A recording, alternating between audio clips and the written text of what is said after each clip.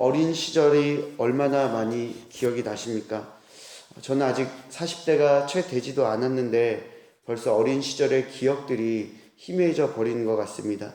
그런데 그 희미한 기억들 사이에서 한 대여섯 살 때 그때 기억이 나는데 집안에 성화가 걸려 있었던 것이 기억이 납니다. 저희 집에는 성화가 두 개가 있었는데요. 하나는 예수님의 초상화였고 또 하나는 겟세마네 동산에서 기도하시는 그 예수님의 모습이었습니다. 특히 겟세마네 동산에서 기도하시는 그 예수님의 모습은 어린아이의 눈이었지만 그때 느꼈던 것은 슬픔이 가득했던 그런 모습의 성화였다는 것이 지금 생각이 납니다. 겟세마네, 우리 신앙생활을 오래 하신 분들에게는 가보지 않았지만 가본 것 같이 너무나도 친숙한 장소이며 이름입니다. 그런데 우리에게 친숙한 그 장소에서 예수님은 슬픔과 고통을 경험하셨습니다. 겟세마네라는 그 말은 기름 짜는 틀이라는 뜻의 아람어입니다. 겟세마네는 감람나무 농장이 있어 그 기름을 짰기 때문에 붙여진 명칭이기도 하였지만 신기하게도 예수님은 이곳에서 피와 땀을 짜시면서 기도를 하신 곳이기도 합니다. 성경을 보면 사람의 이름과 또 지역의 이름, 명칭이 단순하게 지어지지 않았다는 것을 볼 수 있습니다. 그 이름대로 인생이 끌려가고 지역의 명칭대로 역사가 일어나는 것을 우리는 볼 수 있죠. 이곳 겟세마네도 그 지역의 명칭대로 또 하나의 찬란한 역사가 이 예수님이 기도하심으로 일어났던 것입니다. 예수님께서는 임박한 십자가 고난과 죽음을 앞두고 기도를 하시기 위해서 겟세마네 동산으로 가셨습니다. 이때 예수님의 심정은 37절과 38절의 말씀에 잘 드러나 있습니다. 37절에 예수님께서 고민하고 슬퍼하셨다라고 기록되어 있습니다. 여기서 고민하다라는 말은 몹시 낭망했다라는 의미로 볼 수 있는데 마가는 또 마가복음에서 말문이 막히고 정신이 잃을 정도로 놀란 상태로 표현을 하고 있습니다. 그리고 슬퍼하다라는 말은 마음의 갈피를 잡을 수 없을 만큼 괴로운 상태를 가리킵니다. 지금 예수님의 심정은 말문이 막힐 정도로 낭망하셨고 마음의 갈피를 잡을 수 없을 만큼 괴로우신 그러한 심정이셨습니다. 그런데 38절을 보면 내 마음이 매우 고민하여 죽게 되었으니 라는 그 예수님의 말씀 속에서 그 마음이라는 단어가 우리가 생각하는 마음이 아니라 영혼을 나타내는 의미입니다.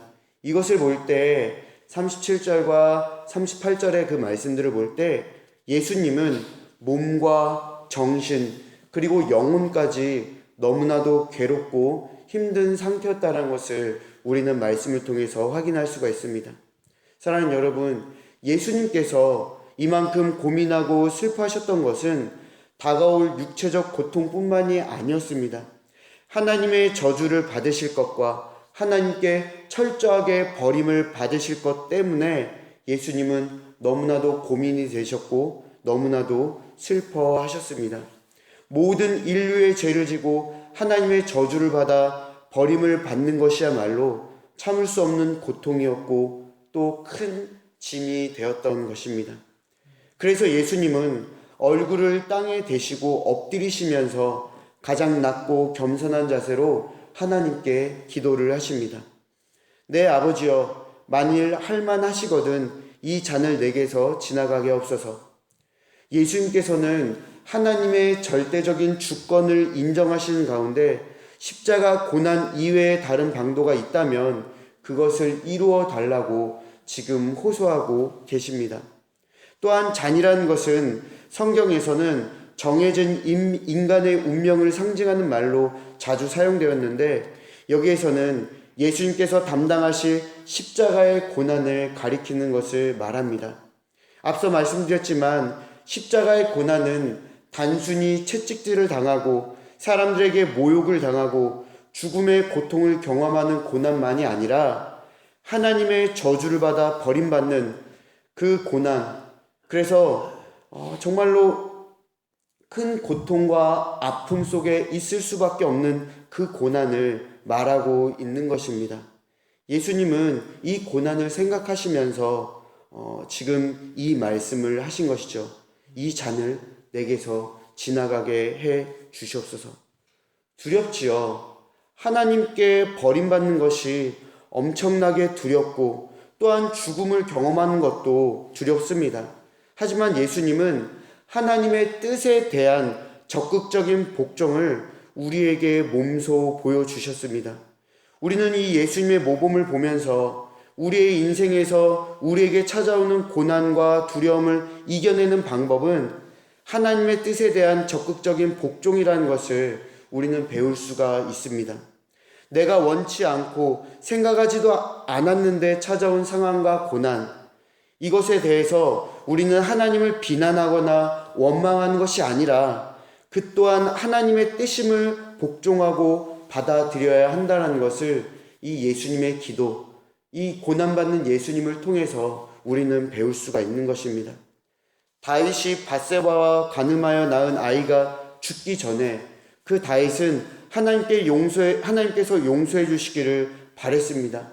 그 아이가 죽는 것을 원하지 않았지요. 하지만 그 아이가 죽고 난 뒤에 그 다윗은 어떠한 모습을 취합니까? 즉각 몸을 씻고 새 옷을 입고 밥을 먹습니다. 하나님께서 그 아이의 생명을 취하셨다는 것을 인정했고 그 하나님의 뜻에 대해서 적극적으로 복종한 것입니다. 우리의 인생도 예수님이 보여주신 그 모범과 같이 찾아오는 고난 속에서도 하나님의 뜻에 대한 적극적인 복종을 해야 한다는 것을 여러분 기억하셔야 합니다. 예수님께서 첫 번째 기도를 하신 후에 제자들에게 오십니다. 그런데 제자들은 잠을 자고 있죠. 35절의 말씀을 읽어드리겠습니다. 베드로가 이르되 내가 주와 함께 죽을지언정 주를 부인하지 않겠나이다 하고 모든 제자도 그와 같이 말하니라.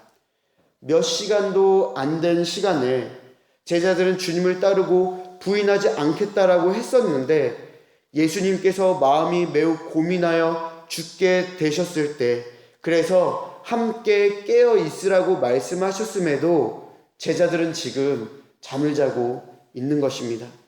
주님을 위해서 죽겠다고 호언장담한 제자들과 극심한 고민 가운데 함께 깨어 있자는 말씀을 듣고 잠을 자는 제자들, 예수님께서는 이 제자들의 모습을 보면서 또 하나의 고통과 슬픔을 경험하게 됩니다.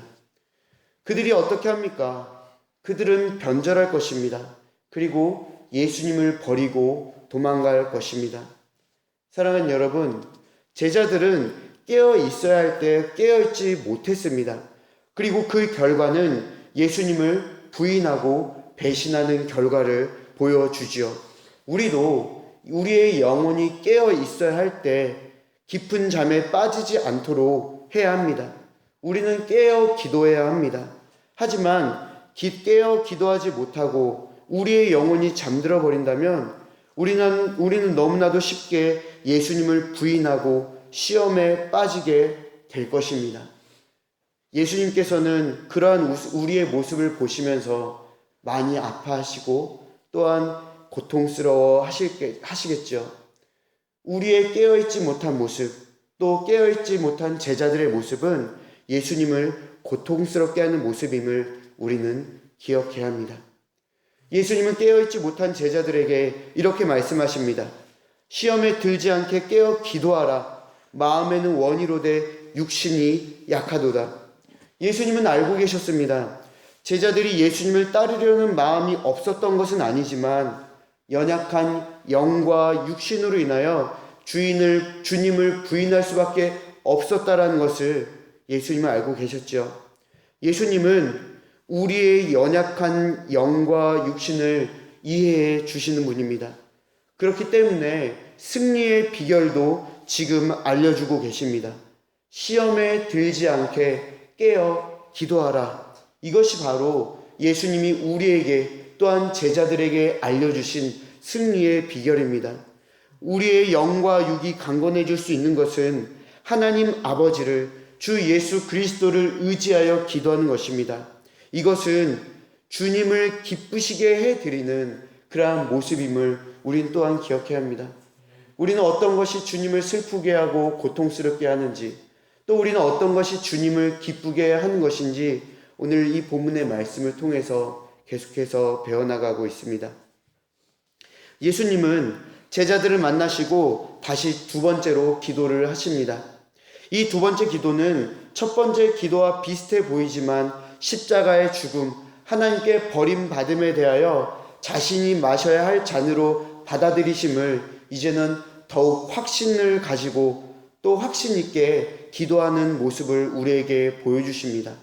이 기도를 하신 후에 다시 제자들에게 오셨을 때 제자들은 여전히 피곤을 이기지 못하고 잠을 자고 있었습니다.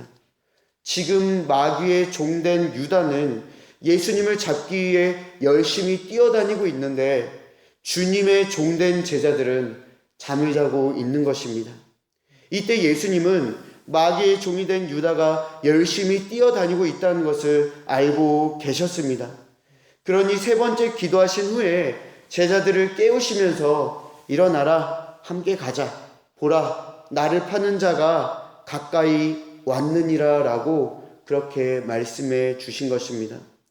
굉장히 열심인 마귀와 그의 종 유다, 예수님의 제자들의 모습은 상반된 모습을 보여주고 있습니다. 여러분은 어떠십니까? 마귀의 종으로, 앞잡이로 열심히 뛰는 그러한 인생을 살고 계십니까? 아니면 주님의 자녀로 열심히 살고 있는 그러한 인생을 보여주십니까? 이 말은 곧 하나님이 기뻐하시지 않는 말과 행동, 생각이 가득 찬 인생을 살고 계시는지, 아니면 하나님이 기뻐하실 만한 말과 행동, 또 생각이 가득 찬 인생을 살고 계시는지를 물어보고 있는 것입니다. 우리가 어떠한 인생을 살려고 할 때 예수님께서 기뻐하시는지를 잘 알고 있습니다. 사랑하는 여러분, 우리는 늘 깨어 기도해야 하며 그 인생의 길을 계속해서 점검하고 확인해야 합니다. 기도함으로써 점검하고 확인해야 하는 것이죠. 오늘 본문 마지막 절을 보면 예수님께서 제자들에게 일어나라, 함께 가자라고 말씀하십니다. 이제 예수님은 십자가 고난과 죽음을 통해 하나님께 철저히 버림받을 것과 또한 세상의 모든 죄의 짐을 지시는 것을 고민하지 않으신다라는 것을 볼 수가 있습니다. 그 이유는 세 번의 기도에 걸쳐 영적인 담력을 얻었기 때문입니다. 그래서 많은 것들을 내려놓고, 그러니까 포기하는 것이 아니죠.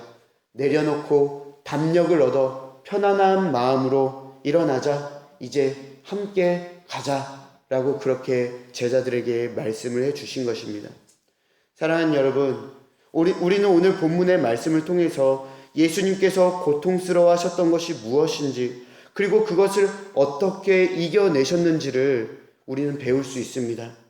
또한 잠든 제자들의 모습이 예수님께 어떠한 고통을 주었고 예수님을 슬프게 해드리지 않는 것이 무엇인지도 우리는 오늘 본문의 말씀을 통해서 배웠습니다. 기도이지요. 예수님은 기도를 통해서 담력을 얻으셨고 제자들에게 영적으로 깨어 기도해야 함을 알려주셨습니다. 우리도 이 예수님의 모범을 통해 기도의 중요성과 영혼이 늘 깨어 기도해야 함을 잊지 말아야 할 것입니다. 이것이 오늘 또한 이 고난 주간에 우리가 승리할 수 있는 비결이라는 것을 우리는 기억해야 합니다. 사랑하는 여러분, 기도하십시오. 예수님처럼 늘 깨어 기도하십시오. 잠들지 않게 해달라고, 하나님의 뜻에 복종하게 해달라고. 우리가 당하는 고난과 고통은 훗날 하나님의 영광스러운 찬란한 빛 가운데서 모든 것을 위로받을 수 있다라는 그 위로와 또 담대함을 갖고 우리는 기도해야 할 것입니다.